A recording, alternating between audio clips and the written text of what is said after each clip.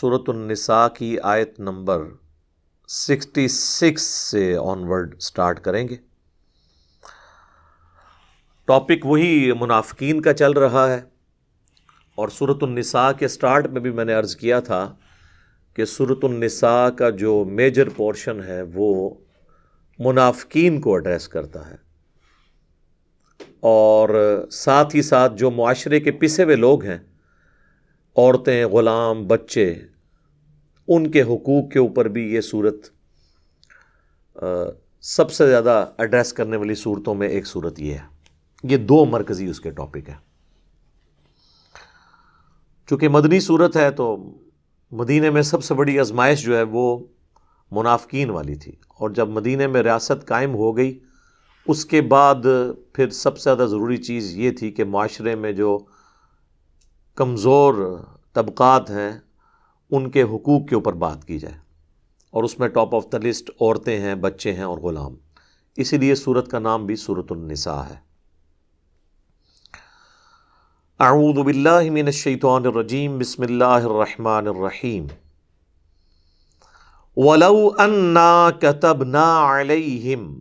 اور اگر ہم ان کے اوپر یہ بات فرض کر دیتے شریعت کے طور پر، ان اقتلوا انفسکم، کہ اپنے آپ کو قتل کرو یا اپنوں کو قتل کرو۔ یہ اشارہ ہو رہا ہے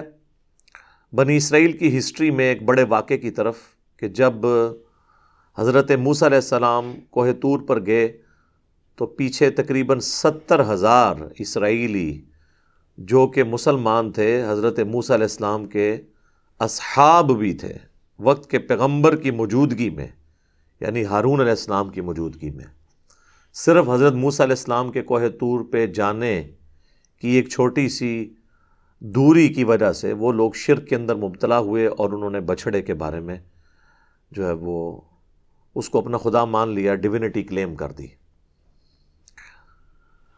سامری جادوگر والا واقعہ ہے، یوٹیوب کے اوپر میری الگ سے اس پہ ویڈیو ریکارڈ موجود ہے۔ تو اس کی سزا میں پھر 70,000 یہودی جو تھے وہ ایک دن میں قتل کیے گئے تھے، قتل مرتد کی سزا، جس کا ذکر سورۃ البقرہ میں موجود ہے، سورہ قصص کے اندر، سورہ طٰہٰ کے اندر، سورۃ الاعراف میں۔ یہ وہ صورتیں ہیں جہاں پہ ڈیٹیلڈ ہسٹری آئی ہے بنی اسرائیل کی، اور وہاں پہ پھر کہا گیا تھا اپنوں کو قتل کرو، یعنی ہر قبیلے کے لوگ اپنے قبیلے کے ان لوگوں کو قتل کریں جنہوں نے اس بچھڑے کی عبادت شروع کر دی تھی،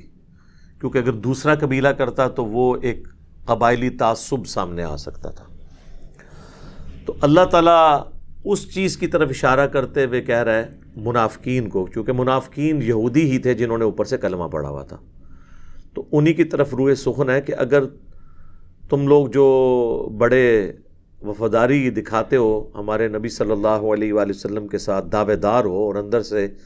اسلام کی جڑیں کاٹ رہے ہو، اگر تم پہ یہ امتحان آتا کہ تم اپنوں کو قتل کرو، او اخرجوا من دیارکم، یا پھر تم اللہ کے لیے اپنے گھر بار کو چھوڑو۔ کہتے تو ہے وہ اپنے آپ کو ابراہیمی، لیکن ابراہیم علیہ السلام نے تو ہجرت کی تھی اللہ کے لیے،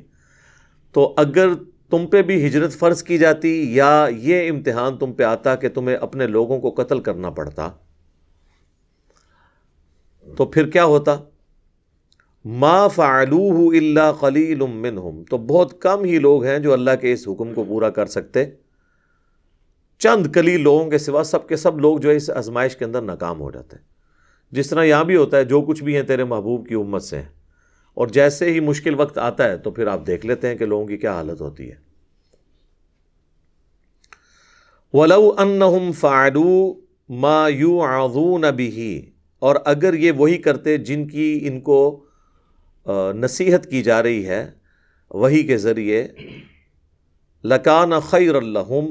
وَأَشَدَّ تَثْبِيتًا، تو یہ ان کے لیے بہتر ہوتا،